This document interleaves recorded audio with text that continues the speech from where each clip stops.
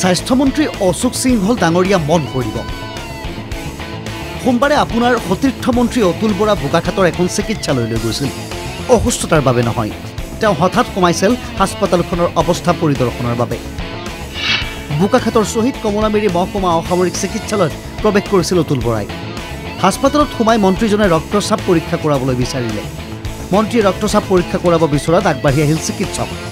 ৰক্তচাপ জোখা যন্ত্ৰ আনি মন্ত্ৰীয়ে অতুল বৰাৰ হাতত সংযোগ কৰিলে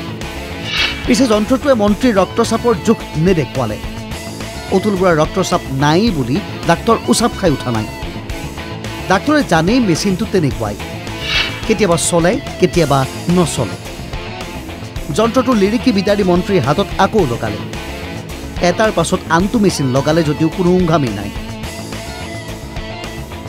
অতুল বৰাৰ স্বাস্থ্যৰ উমান দিয়া বাদেই মেচিনৰ নিজৰে অৱস্থা বেয়া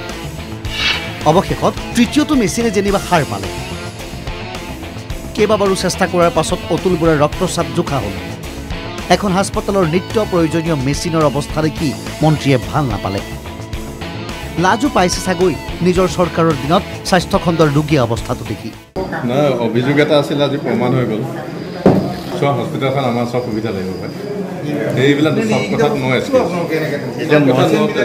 মন্ত্ৰীৰ ক্ষেত্ৰতে এনেকুৱা হৈছে বেয়া কথা নহয় আপোনালোকে বাকী পেচেণ্টবিলাকক কেনেকৈ যদি চাই আছে ডাঙৰ কথা হৈছে নাই এইটো অভিযোগ আছে প্ৰেছাৰ মেচিন বেয়া বোকা এবাৰতো প্ৰেছাৰ মেচিন নাছিলে গোটেই হস্পিটেলখনত নাই মন্ত্ৰী অশোক সিংহল ডাঙৰীয়া এনেকৈ চলি আছে ৰাজ্যৰ বহু হাস্পতাল আপোনাৰ মৰমৰ স্বাস্থ্য বিভাগ সাধাৰণ জনতাই ক'লে আপোনালোকে বিশ্বাস নকৰে এতিয়া সতীৰ্থ মন্ত্ৰীয়ে উদঙাই দিলে এখন মহকুমা চিকিৎসালয়ৰ স্বৰূপ তাকে মই কৈছোঁ এইটো কেনেকৈ হ'ব পাৰে বোলে সাৱধান হ'ব লাগে এইটো অভিযোগ আগৰ পৰা আছে নাই নাই এইটো তেনেকুৱা অভিযোগটো